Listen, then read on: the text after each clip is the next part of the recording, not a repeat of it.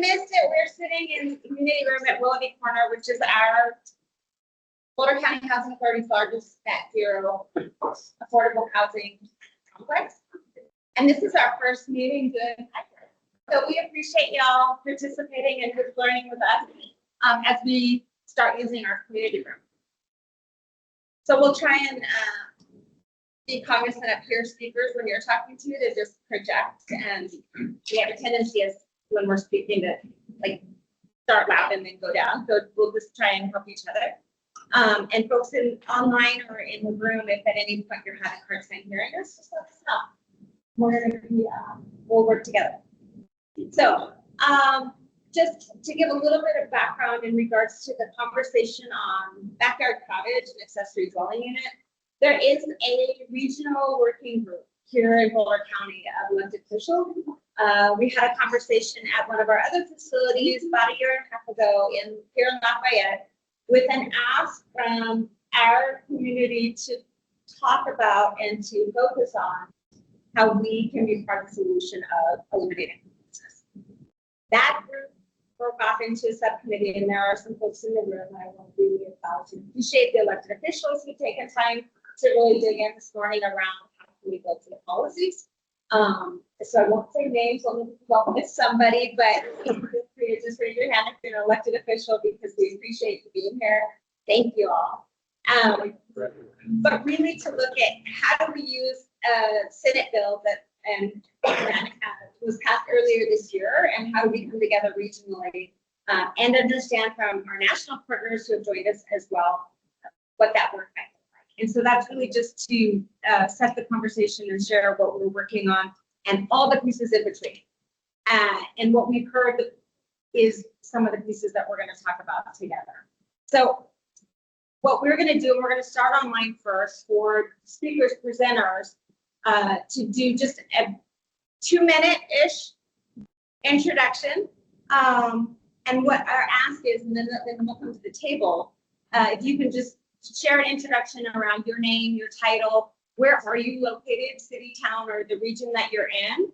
How do you think ADUs can contribute to the lack of housing inventory, or how they could improve the lack of housing inventory in Colorado? So that's what we're going to start. So we'll start online, and I've got Celeste, and then I've got Edward, and then Kim, and Ahmad is trying to join us virtually, so he might be able to do his intro, and if not, we'll come back to him.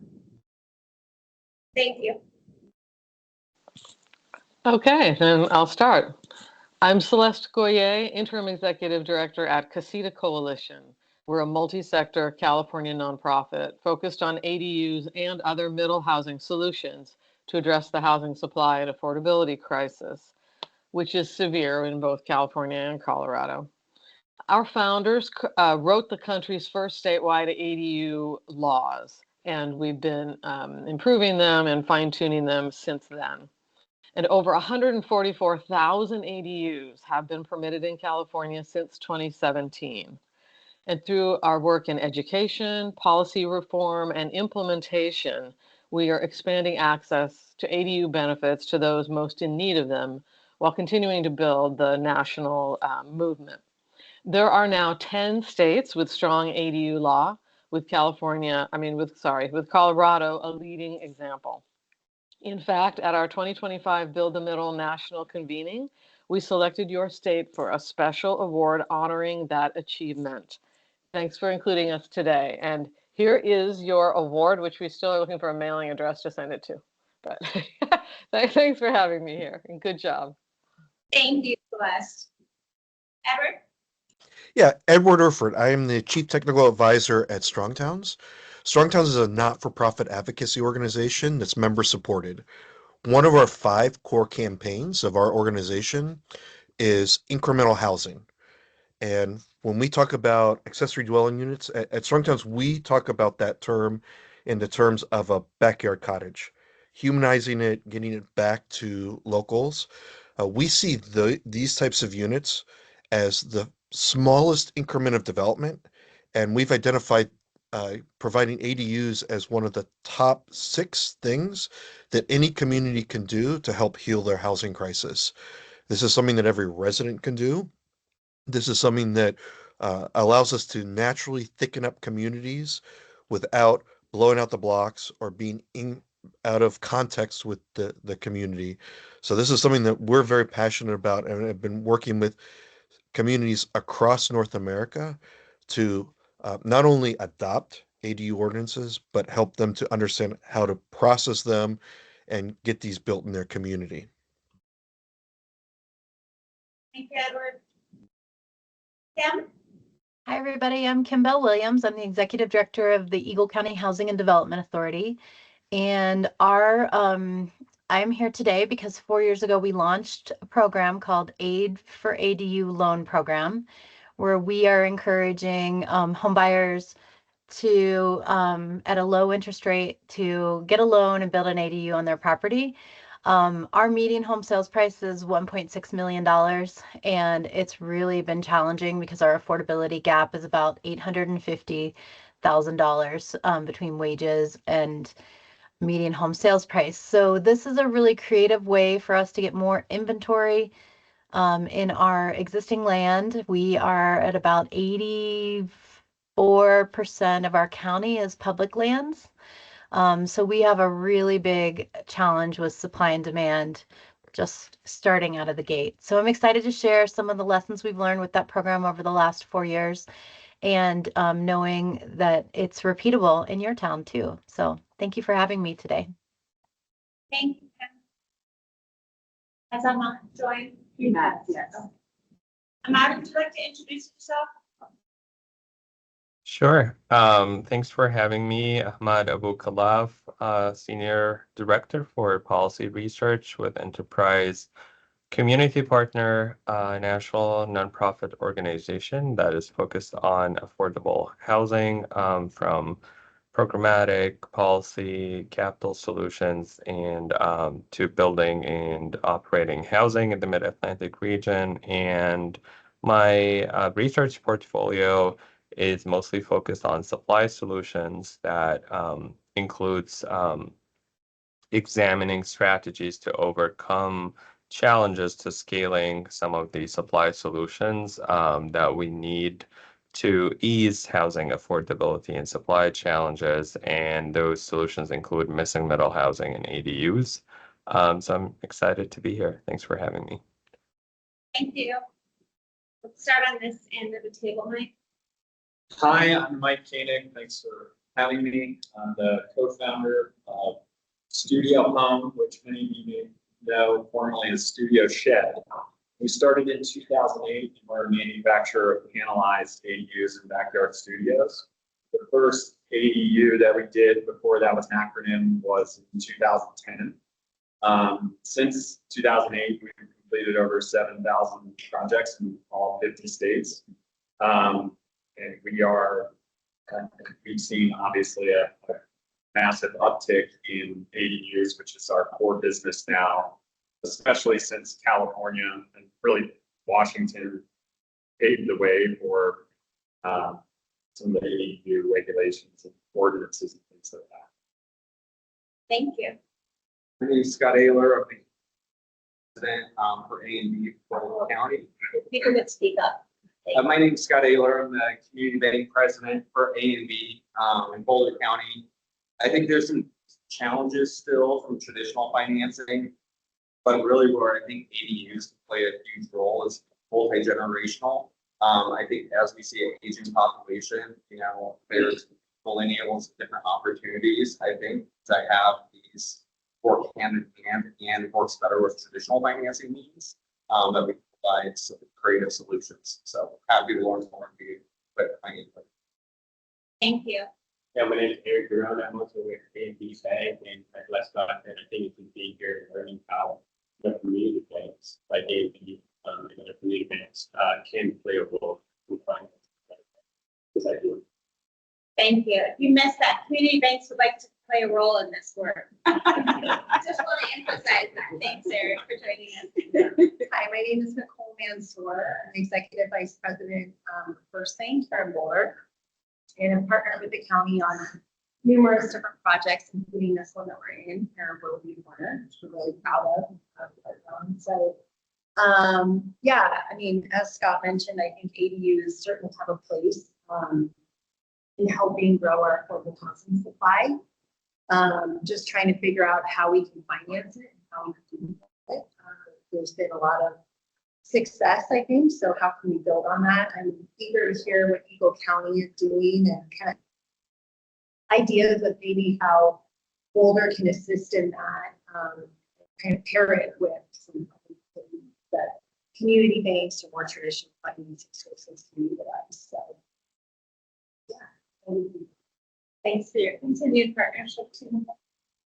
Hi, everyone. My name is Dan McMahon. I'm the director of the single family program at Colo Housing Finance Authority, or CHAPA. Probably most of you know CHAPA, around light tech or tax credits, but we do have a very robust single family program. And, as I think Scott mentioned that ADUs do have a role, I think, in the multi-generational space, in homeownership. But I also see it as a way of creating housing stability. And an era right now where taxes and insurance are constantly increasing beyond a lot of borrowers' ability to pay. This is a way for them to perhaps generate an income and maintain their homeownership status. So that's where we're seeing it, and happy to talk about that today. But thank you for having me. Thank you, Dan. Dave. Good morning. I'm David Emerson. I'm the executive director for Habitat for Humanity in the St. Green Valley. So we provide homeownership opportunities for those below 60% AMI. Our affiliate works in Estes Park, Tri-Towns, and Longmont. We've seen one Habitat affiliate. You've just seen one Habitat affiliate. So, but generally, what we are very good at is building. We do some financing, but not a lot of it. We did not done ADUs in our projects. There has been some experimentation across the country there. I think we could do a lot more. From a technical standpoint, from tiers, I think it makes perfect sense to add ADUs. See it as a critical part of that continuum of care from the standpoint of housing. And we'd love to be more involved from the lens of the homeowner trying to add that. I have a lot that I could provide there, but Thank you. Great.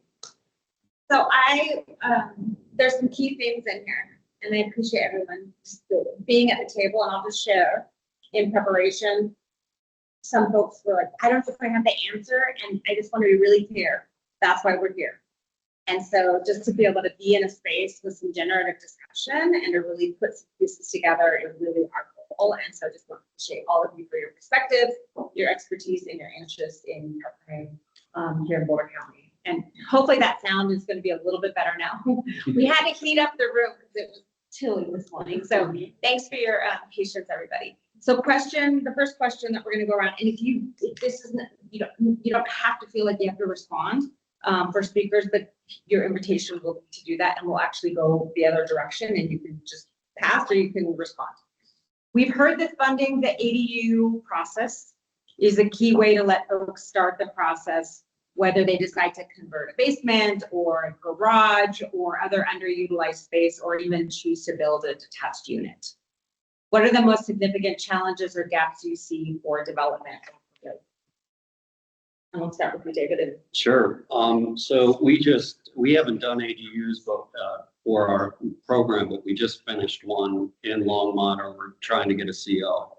And that's been a 15-month process. Now it's been highly customized. And one of the things that I think we should be thinking about is if we think, a normal homeowner is not really working with building a home. We are. And so you have financing, architecture, surveying, engineering.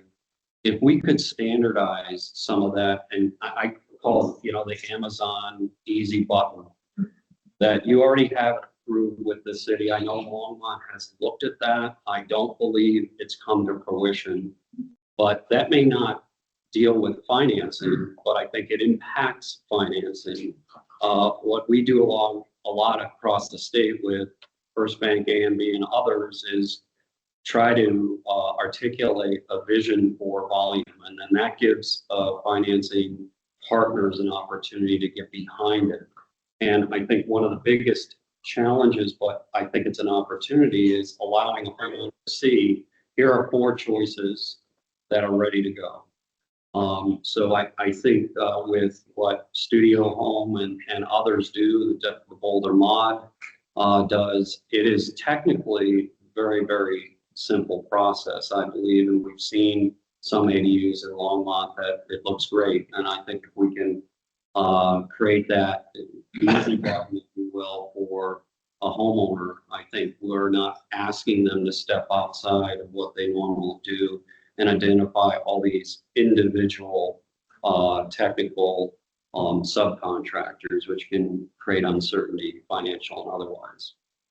Thank you. Yeah, I would agree. In the technical assistance aspect for the homeowner, navigating the process is quite challenging. The borrowers that CHAP serves is of low moderate income, and just the ability to finance or afford the construction of an ADU right now just keeps them out of that market. Borrowers that we serve, but and those are the ones that we're targeting, but they're really having a time qualifying for their on the debt to income ratios for the financing of it.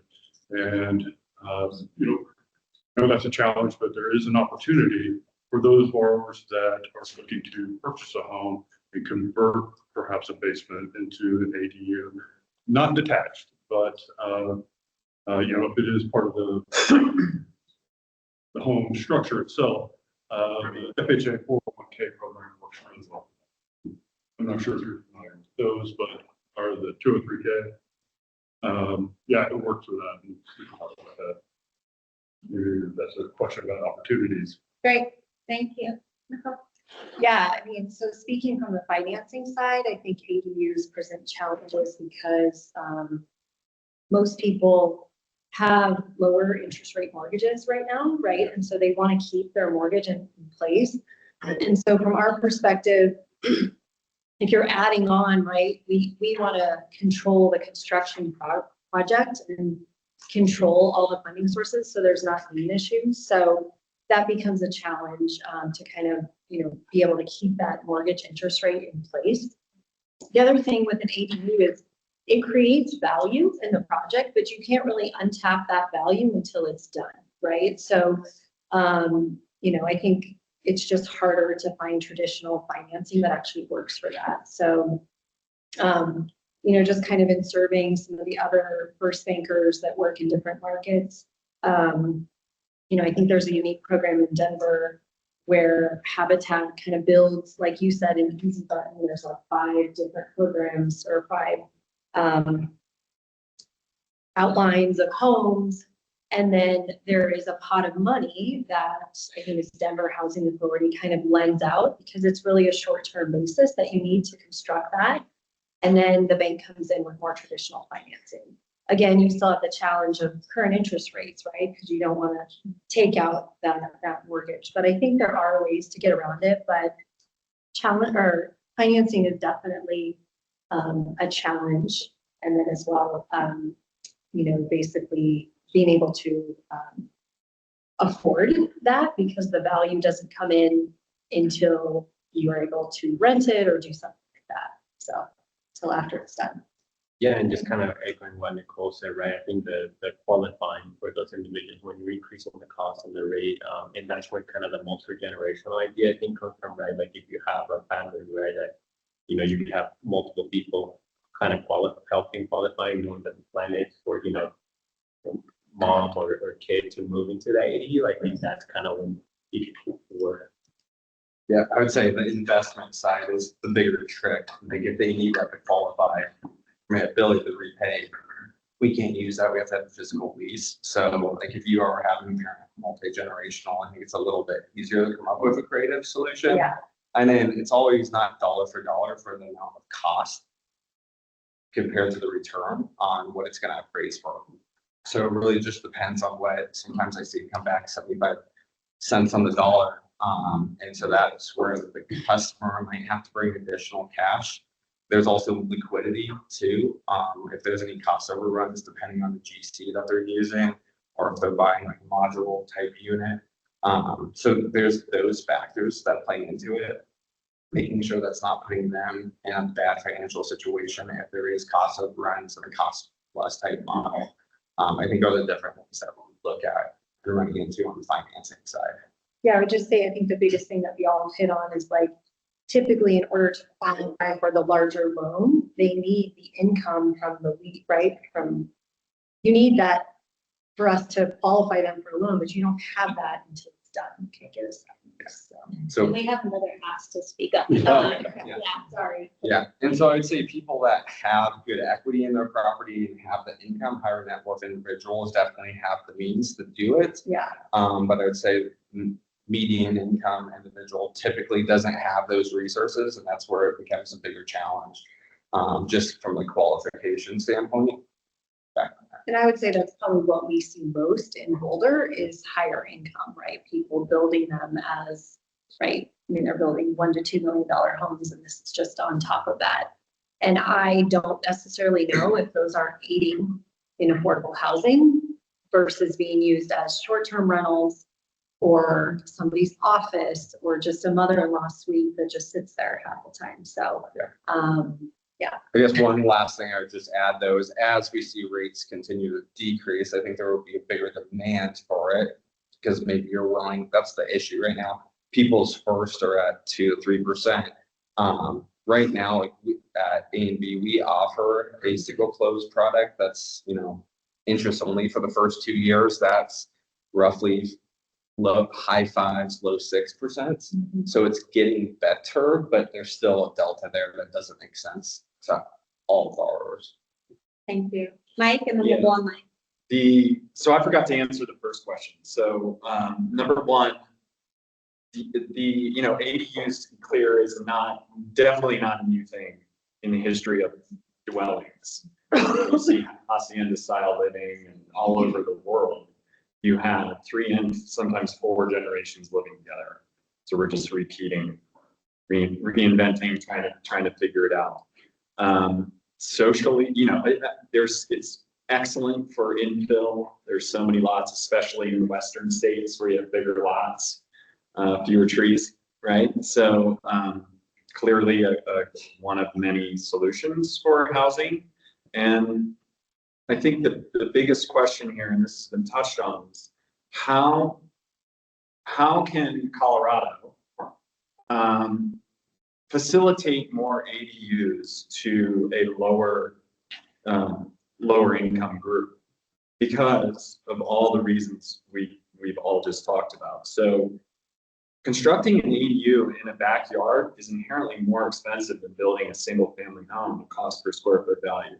There's not too much you can do about it. I mean, I feel like we have done a good job, probably Boulder Mod, and other offsite manufacturers, whether it's full volumetric or just really offsite framing like we do.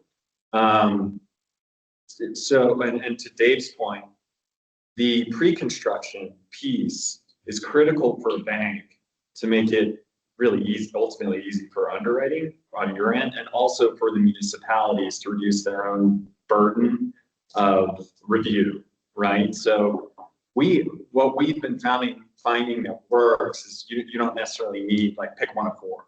We can generate the same. I'm not pitching us, by the way. I'm just saying like that to me is not the silver bullet. I think it's awesome. It helps speed things up. It helps possibly reduce some cost. But I think the key is, literally every day we are helping many people per day figure out financing. Many here in Colorado, many out of state. Our original idea was that we would leverage fintech, which we have on our site today, And you can do unsecured lending through one of our partners. That's not going to work for an EDU. That's mostly for our small backyard studios. And I guess you could say our preferred lending partner is a HELOC company. Most people don't end up going with them, thought they would, because what we found is the key, and what we found to be the most successful is referring the homeowner to their local bank. Because everybody's finances are different, right? Their portfolios are different. There's different things going on. Mom's moving in, or I want to rent this thing out, and I've got these stocks, and whatever. So that underwriting is the key to it all. Interest rates, we definitely saw our sales up until the fiscal tightening years ago were doing that, and then they started to slow down. And about 12 months later, they started to pick back up again. We hope that we'll see another nice little uptick, because your rates are obviously going to impact the borrower for many people. So I think places like California and Washington, where you can zone off, you can take your lot and divide it, and then you can qualify for it as a primary residence. That is pretty great, I think, in terms of you do a 30-year mortgage, new construction loan, roll that in, one-time close, kind of mechanic. That's the right word. I'm not a finance person, but we deal with this enough every day to know that it is, and I have our head of sales here, Susan. I mean, it's like our number one. It's our number one opportunity, and it's our number one to bring more ADUs really everywhere. Thank you. We're gonna go online. Celeste, I see your hand up. We've got Ahmad and Kim and Edward too, if others want to answer that first question. Yeah, I just wanted to give an update on the GSEs. We've kind of worked to improve the policies for some of the loans that are available through Fannie and Freddie. And you can use a portion of projected rental income through Freddie to on their some of their loan products. So that's an ADU that hasn't been built yet. And for Fannie, if you're purchasing a home that has an ADU, you can use some of the rental income to help qualify as well. And as noted, the 203K program through FHA is currently limited to attached only, but efforts are underway to change the statutory language so that detached will be allowed as well, which will be helpful. And I can echo what everyone says about the challenges of qualifying and the debt issue. And it's a fact that not everyone should take on more debt and build an ADU. But in California, we are finding people are just cobbling together whatever income, whatever sources of money they have to get these done. And it is in general mostly the middle income and lower income folks building them here. And most of them do, around 65% end up being longer term rentals.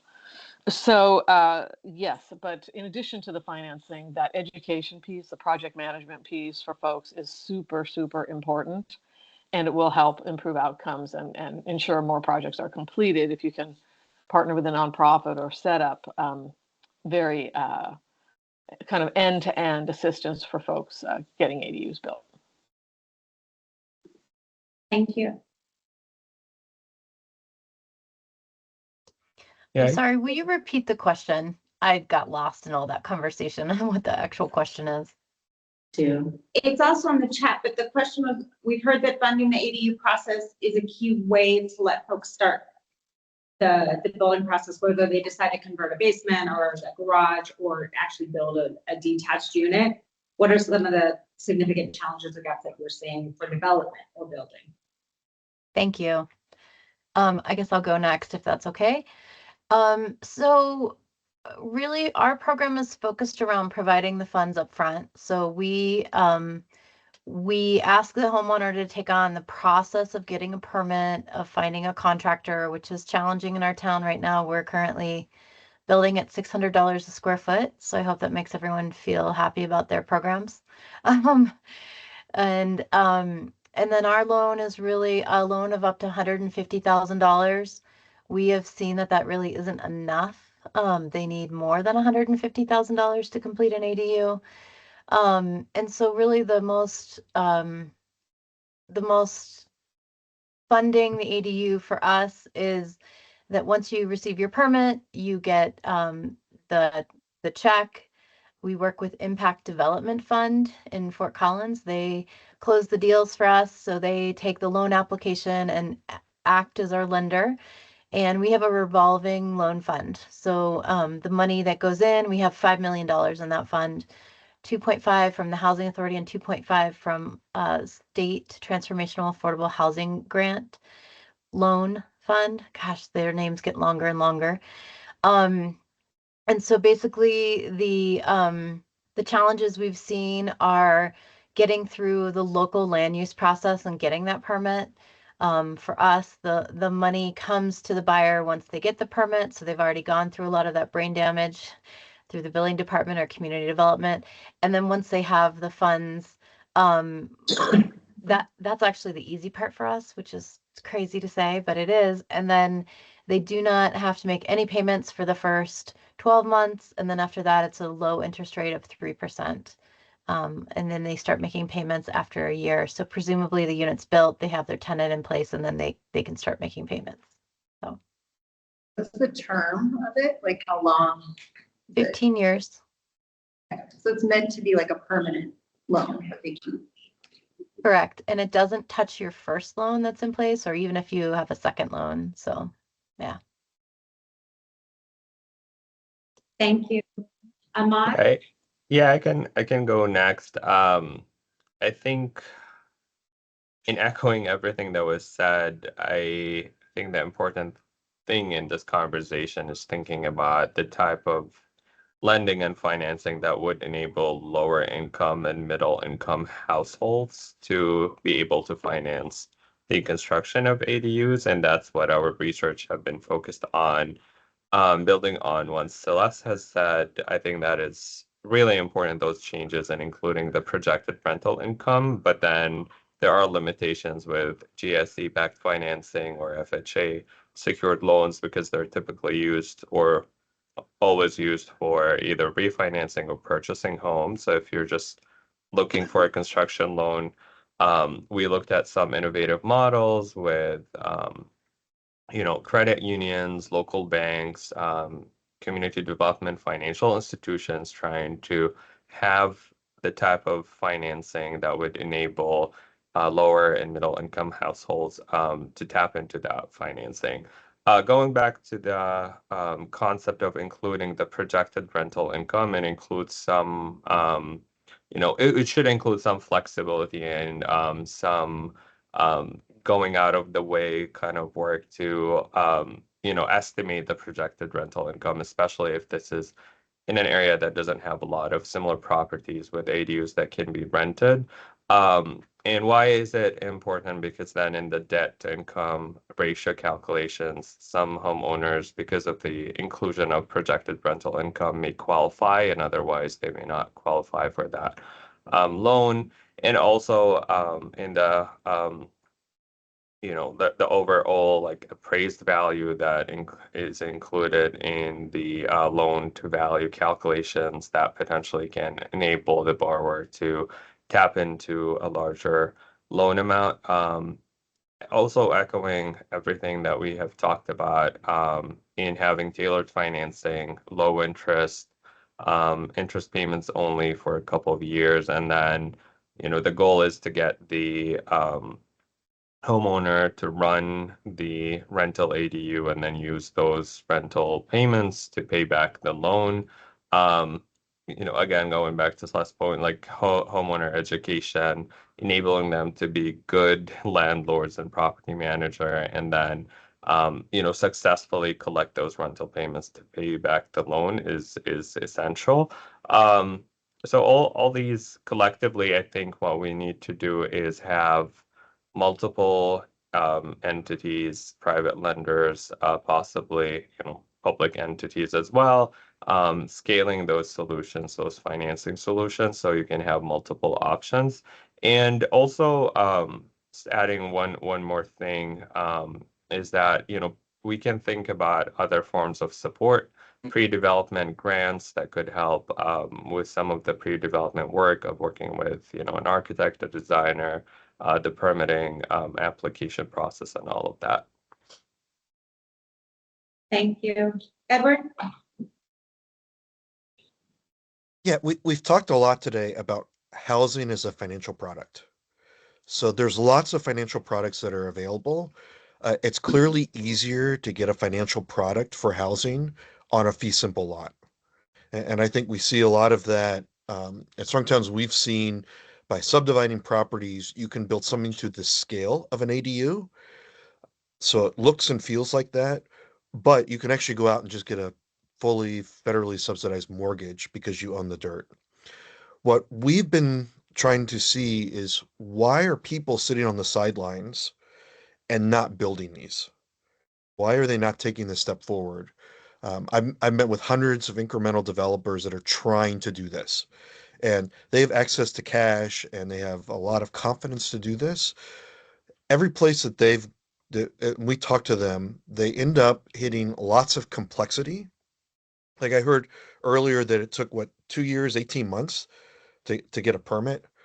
There's cities that are really serious about housing that are issuing permits in less than 24 hours. In South Bend, Indiana, you can get a permit in 20 minutes. You walk in, it's like ordering a super value menu off of McDonald's. Um, there's also a lot of uncertainty. And I hear that from the financial lenders. I also hear that from the folks that want to invest. So when I talk to folks that want to come to your cities and build stuff, they come to City Hall and they ask, hey, can I build this stuff? And there's a lot of uncertainty in the process. If there's uncertainty at that infancy stage of a project, somebody's going to not do it. When they go to the bank and they say, I'm ready to do this project, and the question comes up, is the city confident that they're going to allow you to do this? They are, but there's 15 steps. So there's a lot of that going on. Um, we've also seen a lot of mistrust, and we see that in all of government, right? Where government is in this mistrust cycle right now. But a lot of folks that want to make these types of investments, when they go to City Hall, they know what they want to build. Maybe the code says they can build it, but they are getting hung up. Every time they get stopped, every time they get held up, that delays the project. That means it costs more money. And so what we found in places like Groveland, Florida, they began to look at where all the financing, where was the cheapest and most available money. It's not when I'm looking at a property and I want to add something. It's actually when I have a finished product. So in Groveland, Florida, what they've done to help with some of that, making it easier for people to go to the bank to get cash, is they will issue a building permit for a site, and all of the impact fees, the permit fees, the utility connection fees, they are deferring until the time of use and occupancy. For City Hall, it doesn't matter if we get it at the moment they want to do a permit or at the end when the product is built. That deferment of those permit fees in Groveland, Florida is about $30,000, which is easier to finance when you have an in product. So we're seeing a lot of that. We also are seeing around the country when the incremental developers are coming in, which are these smaller scale folks. I want to add an addition onto my house. Up in Canada, there's a group called ADU Search, and Sarah Klickner did a whole analysis of Windsor, Canada. When she did the analysis in Windsor, uh, Windsor had about, I think it's like 70,000 residential lots within the city. When you looked at adding an apartment, like an accessory apartment to a house, or a rear yard cottage, or converting a garage to a housing, that ended up being about 60,000 additional units that would be available in Windsor. And that's with no new pipes, no new roads. This was just building out with what we had and attracting money off the sidelines. So there's some of the things that we've seen in other cities when we talk about not just the financial products, but the folks that are actually going to do the work, that are going to build these. Very few cities have folks that are focused on this type of construction. Uh, so trying to find those folks, it's basically going to be you or I that say, hey, that basement that is not going to use, I've got somebody, my son or daughter is just out of college, they need to move back home. Or I have that spare spot in my backyard and I want to be able to age in place. Or I want to move in to near to where my parents are because they don't want to move from their home, but I need to be close to them. So when we start to find that, a lot of that works outside of those financial systems. We're seeing communities that are going to the banks and hosting financial workshops. So much like we would do for our affordable housing consortiums, bringing all the banks in under the flag of the city to meet with the folks that would potentially build, where the banks can say, these are the financial products we have available, and this is what we need to have that move forward. The city standing up and saying, yes, this is the type of housing that we want and need desperately in our community. We're streamlining the process. We're serious about being housing ready. So we want to lower that risk. And they lean into the banks for the banks that they have their deposits in and saying, where can we go to help continue to lower that risk to get more funding out at a lower rate? We're also seeing philanthropy go out in certain states like North Carolina. Uh, Philanthropy can go and guarantee repayable municipal bonds. So much like a city could go out, the municipal bond rate is way less than what the Fed has for any of the other financial products. So going out there, instead of providing a grant, they can actually provide a low interest loan that can go to higher risk, that could go to areas that are first time builders, first time folks. So at Turnco's, what we have been doing, we understand all these financial products are out there. We've really been focused on the individuals that will tap into that and making it as easy as possible. And it really starts with walking in City Hall. I'm I'm I'm trying to figure out how I can have a family member in my backyard. I'm trying to figure out how I can get a little more income so I can stabilize myself in my home because I love my neighborhood. Um, and immediately staff saying, "Oh, we have this pre-approved building plan. We have a streamlined approach. We've done proportionality in the permitting because a lot of the cities, the the ADU goes through the exact same permit review process as a brand new single family home. That's utility connections, that's submitting forms, showing all the drawings. We streamlined all of that. And then as a city, we're going to go with you to the banks, our local banks that are all sitting around the table today and say, look, we're ready, you're ready. Here's a local bank that wants to invest in our community. Let's get this so that you can get a loan and building immediately. Thank you. So, two things. I have one more question for the group, and then we're going to open it up. And if there's folks online, I saw a couple hands, and then folks in the room. So what I just want to help us focus on the what I heard just now, which is, and I agree, and I do believe all of our partners in Boulder County that are cities and towns and in the city county are focused on who doesn't have access right now to traditional financing to be able to take advantage of Senate bill that exists now. So that is kind of where I agree, and I heard a couple of people talk about it. There's all the different costs. I heard, what if we standardize, whether it's a process? What if we got rid of some of the review? Like that would save folks some money. What if we did some of these others? So you all were talking in different ways about how do we reach the lower income or middle income homeowners for all the different reasons to try and create an opportunity with different forms of ADU. So thank you. The last question is, after listening to the conversation, the partners at the table, hearing some folks, and we did invite some philanthropy folks and donor advice fund folks who weren't able to be here, but I just want to name that as a suggestion too. So after listening to conversation and hearing from some of the partners and knowing your own networks, and think about that we have some policy decision makers in this room listening as well. What do you think are the next steps to determine creative solutions? So alternatives to traditional financing. And we're going to talk for about 15 minutes as a group, and then we're going to open it up and we'll have 20 minutes for questions and conversation to try and help all of us come with some policy ideas and suggestions for local, state, and federal. So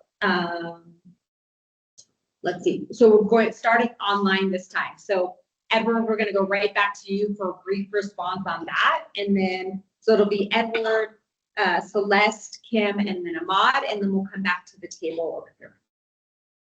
Yeah, I actually think the simplest thing, the easiest thing in every municipality could do, and this is where cities are streamlining, like South Bend has streamlined the process. Cities have actually gone and applied for their own permits. They've aligned City Hall for these types of units. So going through and looking at the entire process from the moment of inquiry to use and occupancy through that process, what are all the pieces? And places like South Bend and Kalamazoo, Michigan, what they've done is they've taken that process and met with real developers on the ground and look at their pro formas. So they're looking at what it actually takes to cost and where the pinch points are. So it's a really kind of simple exercise. Here's a house type. Here's a renovation type that we could do. What are all the steps? Where are the things that are bogging people down and adding complexity, which is risk? What does it actually cost? What parts can we put on that? And when you lower the risk and you have the pro forma, that's the pitch package, you can start to marry that up with all the talented folks and the bankers here around the table today. So that kind of initial process is something that we're seeing city halls and county government do all over the country that's unlocking these financial tools. Thank you. Yes, I agree with Edward about that self-auditing process. Really important to see what are the costs. Is it going to be $60,000 in fees, as can happen in some cities? That makes it infeasible. Can you really fit an ADU on the lot using the local rules? And yes, the process. So in California, we have some mandates around having a universal checklist that people get up front so they know what are exactly what are we going to have to do? What's the contact info for every person involved? So we know, and then later in the permitting process, you cannot come up with a new thing that isn't on the checklist that has to be done. So there are some kind of rules that help make it more predictable for the process and lower the cost. We did say that cities can't charge impact fees for ADUs, and that I think has probably contributed to. Not to say you can't charge a permit fee, and there are other fees, but not an impact fee. That I think has helped a lot. In Portland, they saw a huge jump in their ADU permits back in years ago, and they eliminated a development fee. So something to consider. Obviously, it's important to have consistency. The more you can do legislatively to create consistency around the state. So as someone commented in the, I think, Q&A, even in those rural areas, people have challenges affording their homes. They have family housing challenges, and giving them the opportunity to build an ADU will help grow the market more consistently, because wherever you go, you have the same allowances. If you haven't eliminated that requirement for the applicant to be an owner at the time of application, that it would be great if that could go. Most ADUs are developed by owners, so it's really not necessary, and it blocks some types of infill development. So I would say you have great tools in Colorado. You have that wonderful document called the ADU Supportive Programs, and it lays out what are all the types of programs that can be done to incentivize and help folks get these built. And it's really specific, and it touches on things that we've had to learn over the years, like not to do in programs. So I highly recommend you go there and look there for ideas. And then don't forget the lower cost ADU options. Build programs around them. If it's conversion of an existing bedroom, if it's a manufactured home as an ADU, those are the lower cost ones. You've got a great document also from Colorado talking about the barriers, how to find them and remove them to that might be preventing people from using manufactured homes as ADUs. And then there are more creative solutions, such as things that Portland did. You may not be there yet, but in rural areas it could work. The tiny homes on wheels as ADUs is something that's allowed in Colorado law for a jurisdiction to allow. These units can be like $60,000 plus the permitting hookups. So you may not be ready to think about that. It's a true low cost option that almost anybody could afford. And then to Edward's point about subdividing lots for separate sale, ADUs can be a homeownership opportunity if, like California, you allow folks to sell them separately as condos. And you can start that by just removing a prohibition against separate sale of ADUs. Okay. Thank you. Pam, I and think then I was up next. Yeah. So for us, really, since we're a handful of years into this, and we haven't solved the financing issue, but we are on a certain track where that's concerned. We do have the revolving loan fund with Impact Development Fund. We have had quite a few people in our program repay their loans already, so that just means there's more money available for other people. I would say a couple big lessons learned is that we are now requiring a deed restriction on the ADU. So that's our main form of, there's community land trust models, there's deed restriction models, there's lots of ways to create an exclusive market for local residents only. And so part of our program change where we require a 15-year deed restriction to be put in place against the ADU. And so that deed restriction prohibits short-term rental, which I think is another thing we saw coming really quick in our rural resort town is that, yeah, I'll do an ADU and yeah, I'm going to short-term rent it. And we're like, no, that's not the point of this program. So that deed restriction prohibits that.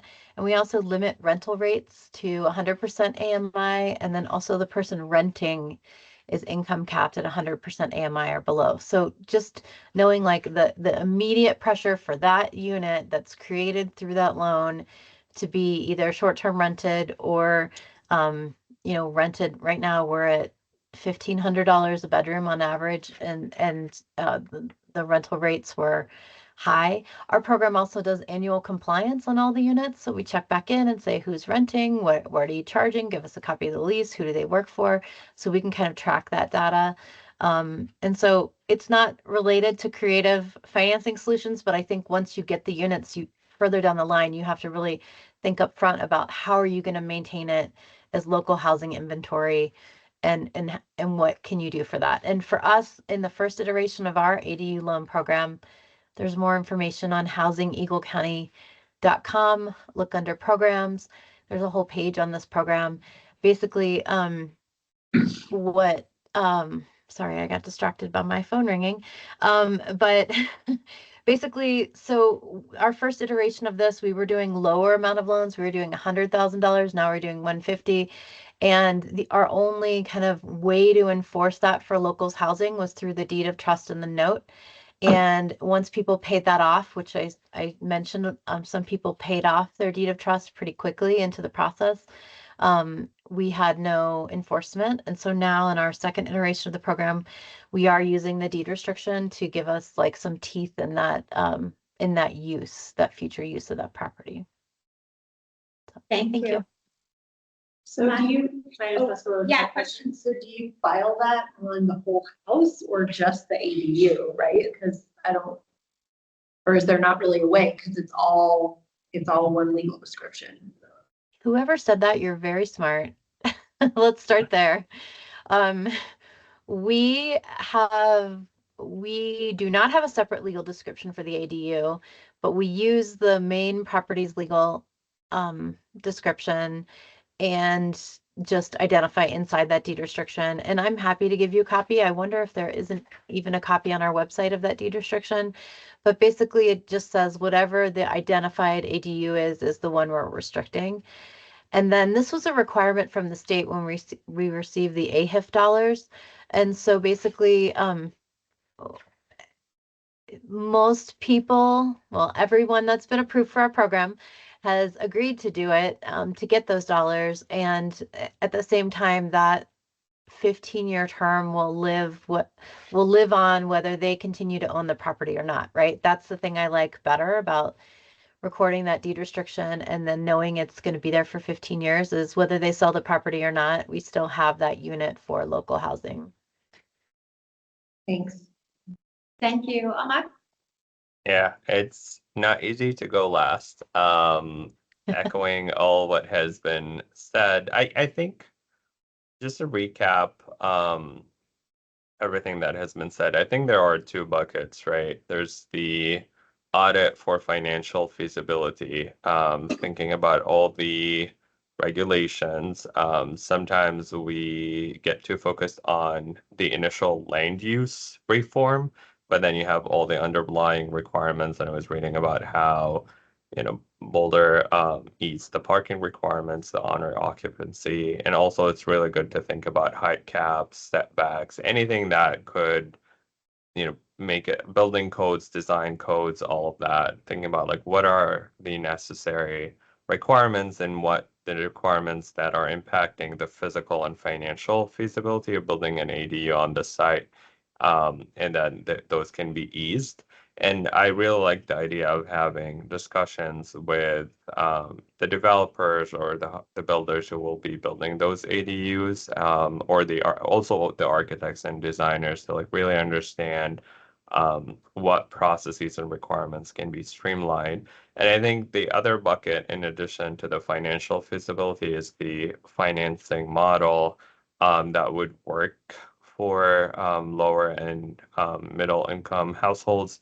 And as I mentioned before, we have seen some universal features that can help with the inclusion of the projected rental income, low interest loans, not asking for principal until payments until a couple of years when the unit is rented out and all of that. And I think there's also an important role for, if we're talking about the connection between increasing supply and affordability, having some form of subsidy, whether it's, a grant at the beginning, really discounted interest rate loan, that would help then the owner of the ADU rent it out as an affordable housing property. And we also have seen some interesting programs where the subsidy is attached for or is offered in return for renting that property to a housing voucher holder for X amount of years. So there are different also conversations and models about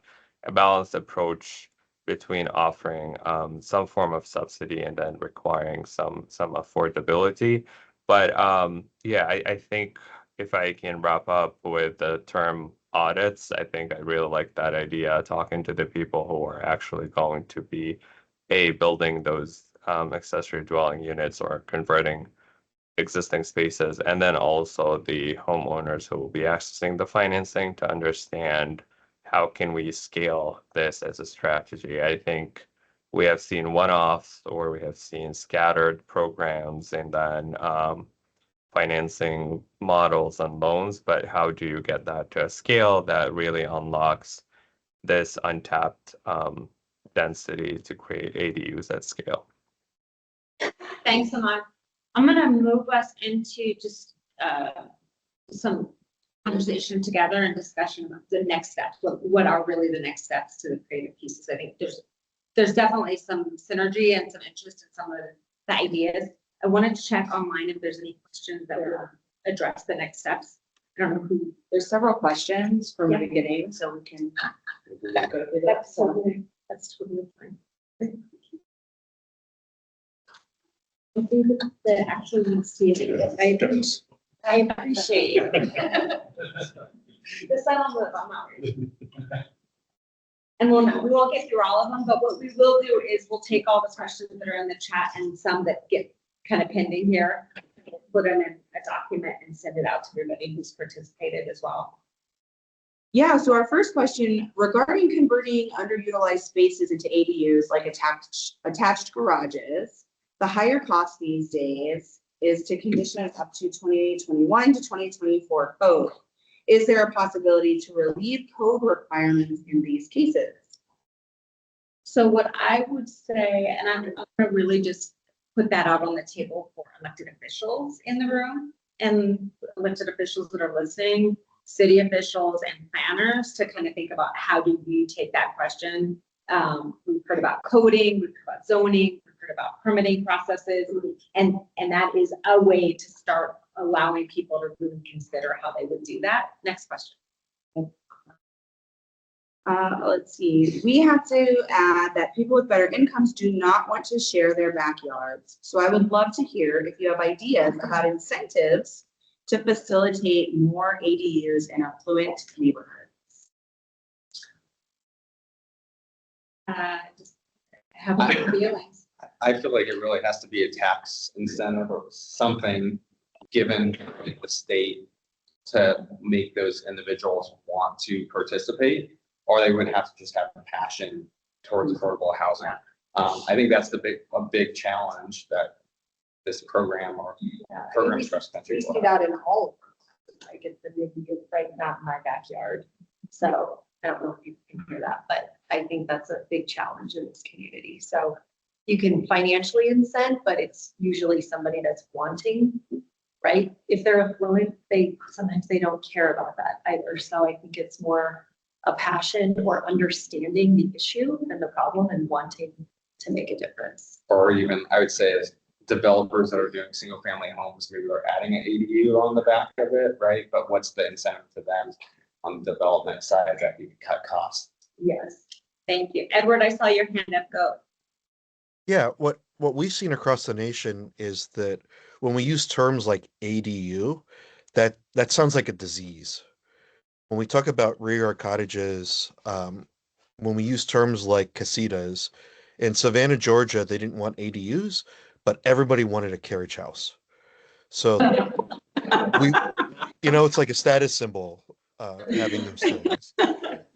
So this is an emotional thing that we have to familiarize people with. We can't force it on them. Norman, Oklahoma was very opposed to ADUs. We worked with their city staff to familiarize the community so they were aware of what this was. And it was an ad campaign to just kind of go out and show that, hey, this is not a bunch of Texans with big dualies that are at the college taking over your town. These are everyday people that are looking for housing. This is a way that you can add value to your property. This is a way you can stabilize your neighborhood. When we saw that occur, that shifted the whole conversation in Norman, Oklahoma, where they were able to get an ADU ordinance across their entire city with a unanimous vote. Now, I know in Colorado, you already have the pre-exemptions to that, but there are things at a local level of just letting people know. I doubt that everybody knows they can do this in their house. So sharing that and putting real stories to it, we found that emotional bit really helps to familiarize that and move that forward. And that dissipates that NIMBY and the unknown out there with these types of units. I do want to add to that really quickly because I've seen it work and I'm thinking of Lions where there are residents that have come forward and staff have been really willing to be flexible and creative, and that's really impressive. So it can be done. So kudos to you, Lions, but I think we can see that happen in other places if our city staffs can be willing to think outside of the box. And Susanna, I just want you to introduce yourself as well, please. Sorry, Susanna Lopez Baker. I'm with Boulder County Housing Department. I'm the director, also the director of the Housing Authority. Another question? Yes, another question. So this is from Meredith. Let's see, is there a specific ADU construction loan product, or would a typical construction loan be accessible, which likely would have its challenges if tied to first mortgage, as it could change interest rates? Or do the lenders also consider or recommend seconds like HELOCs, HECM, or cash out refinance? And we talk about both, right? I mean, we give both options. But I think it's interesting, like what Eagle County is doing. There's a program in Denver, the West Denver Renaissance Collaborative. But those are options. I just don't know that they're great options for people. And so that's why they're not getting done. So I think exploring, talking to Impact Development Fund, talking, right? Like these programs exist. Let's just look at them. I mean, I don't know why you have to recreate the wheel, right? If there's funding that is available. So. There is. Yes. Great. Great. So I just want to talk really quickly about House Bill 1152. And there's two components to that. And, Department of Local Affairs, they got a component, some funding for that about helping supportive jurisdictions. But I want to talk about CHAPA has been contracted by OEdit. It's not a ton of money. It's only $8 million, but it is directed solely for ADU construction, incentivizing ADU. And after a ton of stakeholdering, and we went out to communities to get feedback on what we should do with this money. There are three kind of pillars that we landed on. And the first, and this will be probably the bulk of the $8 million, is going to be a relending program for programs that already do. You talked about the West Denver Renaissance Group, and I know they partnered with Habitat for Humanity, and there's other groups out there that will be giving out very low interest loans, 1% to 2% interest, for them to help construct, their programs, expand their programs. Something that's really innovative is, and for the bankers, it's a credit enhancement program, or to get some of those institutions out there that leery of lending on ADUs, consider loan loss reserve that will hold, and you do experience a loss on a borrower that constructed an ADU, tap into this fund. It's to get some of those banks and mortgage companies off the sidelines. And then finally, directly to the borrowers, we'll be offering interest rate buyouts for just on the ADU construction piece. So those programs, start seeing them. For the relending program, it's more than likely it's going to be a competitive process, similar to what you're familiar with the LIHTC, but that should be out with hoping at the end of the year. The rest of the program, Q1 or Q2 of next year. So again, it's only $8 million. It's not going to solve the problem, but it's going to hopefully showcase that it is successful, and there may be more money coming after. Have you already deployed some of those? Not yet. Not yet. So who applies for the relending? Is that a developer, or is that? It could be a developer. We're thinking it's probably going to be nonprofits. That are like, hey, I have this AD. Like, Eagle County. Yeah, They would be eligible. okay. Yeah. So someone that already has an existing program. Yes. Okay. Thank you. And IDF was invited and they basically said, once you have the funding, call us and we'll distribute it. So that is why I was like, we'll see you next time. Yeah, let's do one more question and then we're gonna do wrap up. Yeah, I'm just gonna note that we will get back to you on some of these questions. So there is a specific planner question, so I'm gonna skip over that one.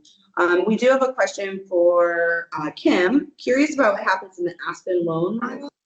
The homeowner defaults. If there's no lien, what happens? I think that was the question. Sorry, your microphone went out in the middle. Will you say that again? Sure. Curious about what happens in the Aspen loan model if the homeowner defaults. She's an Eagle. Oh, that's Eagle County. I'm sorry. We talked about Yeah. Aspen loan.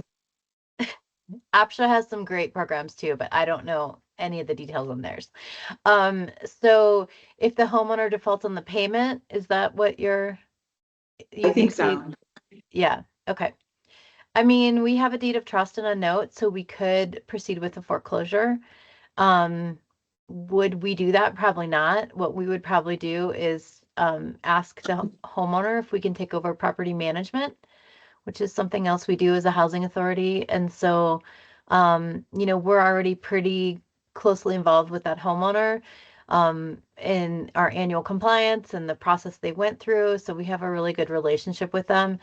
And that's really our main remedy would be to foreclose, which is not my favorite, but we have done it before. Not in this program, but for other deed restrictions.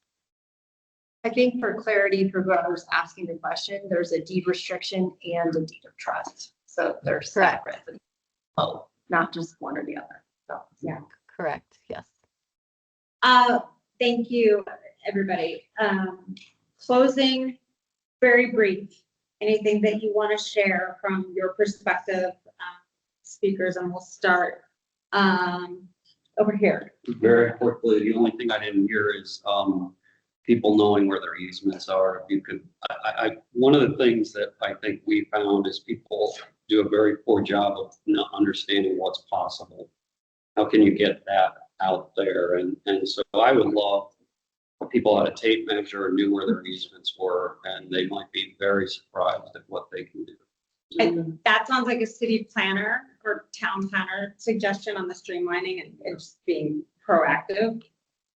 Real quickly, just like women in California, talking about the GSEs and the federal programs, there's a lot of talk about ADUs at that federal level and how to make it easier, how to make it more viable.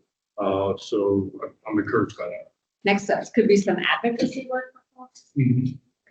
I don't think I have anything to add. Okay, Eric? Yeah, just say creating the education for the homeowner to truly see what the cost is, right, for the ADU and, I don't know, grades that, but just the education around costs.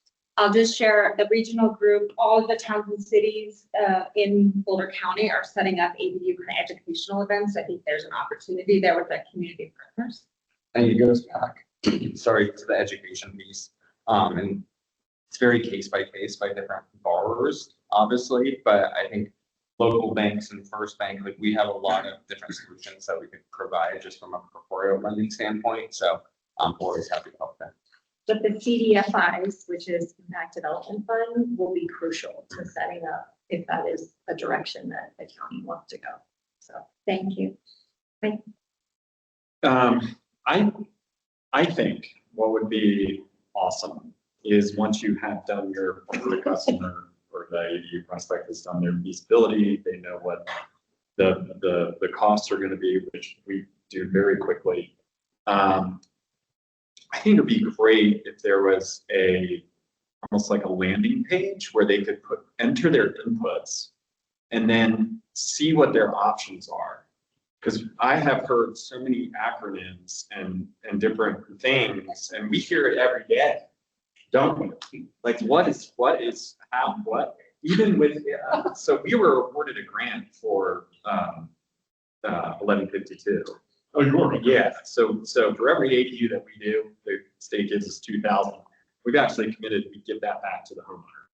So even that, there's still some confusion on it. And I was like, hey, we need like we need like ADU for dummies, right? Like something simple so people understand, because when they come, oh, I've heard that the impact fees are like reduced. Well, not really, because up in Netherlands, you still have to pay $65,000 for a water tap. But in Lyons, you don't. But you still need to do sprinklers for a 600 square foot ADU and do 20-foot helical piles for your foundation. So looping back in what Edward was talking about in terms of the building ordinance and regulatory climate for Colorado, and I'm on the modular task force for housing, we can throw as many tax dollars as we want and build like common units or whatever. It's not going to solve the problem. Developers are not, they're staying somewhat at arm's reach from Colorado right now because it's really tough.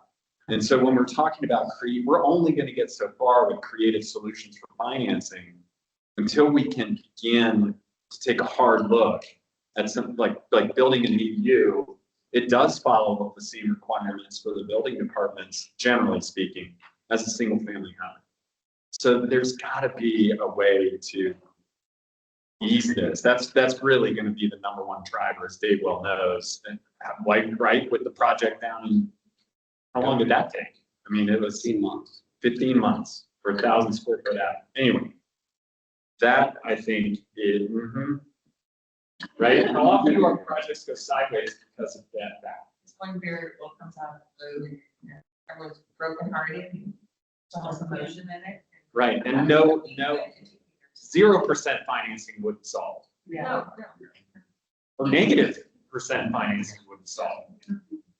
I hear some policy I mean, those are great policy ideas to open up.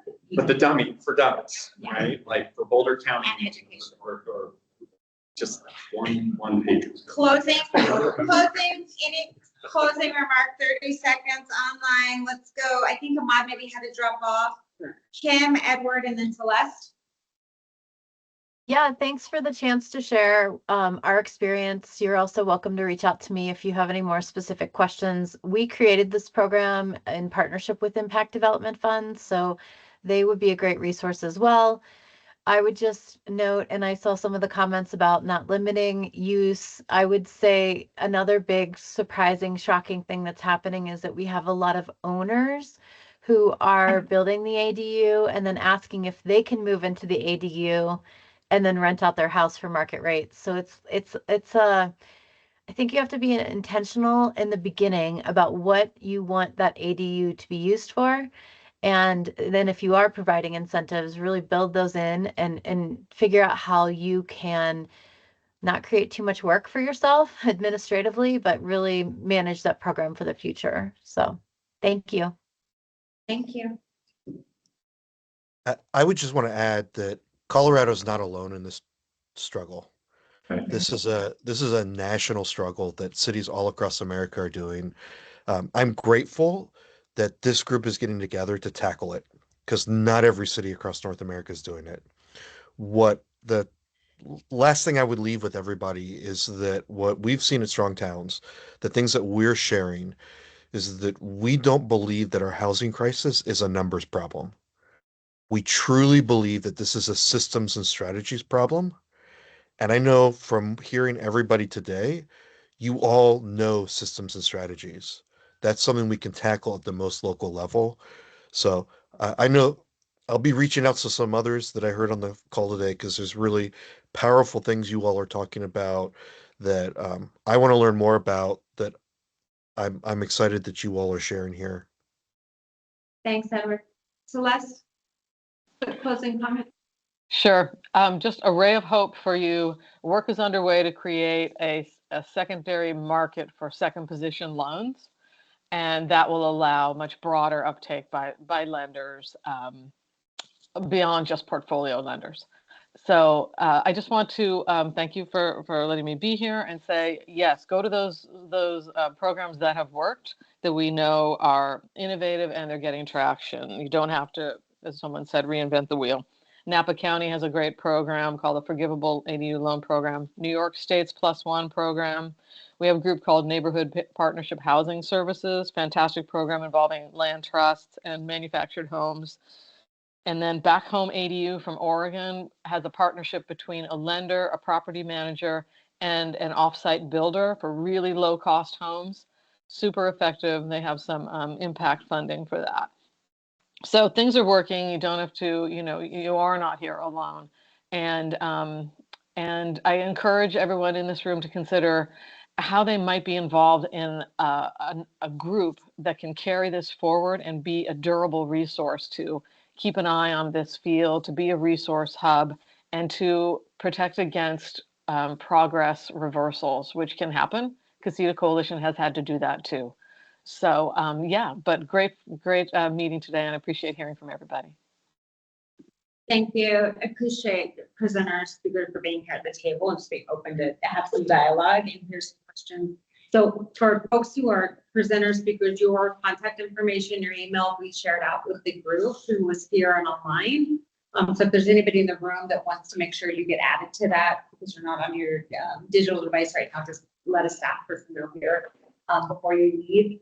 I am interested in also hearing what wasn't talked about, thinking about special assessments for local governments. We've done a lot of work around energy and how we allow folks to use and finance solar panels and other pieces. So I think we still need to get outside of what is also what is not a traditional bank product. So I think there's a lot more to come.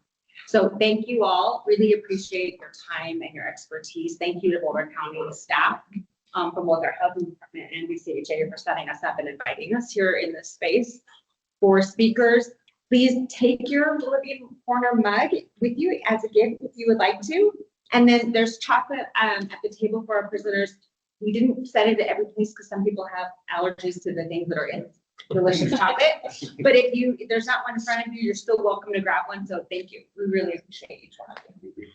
And thanks for. Thank you. That's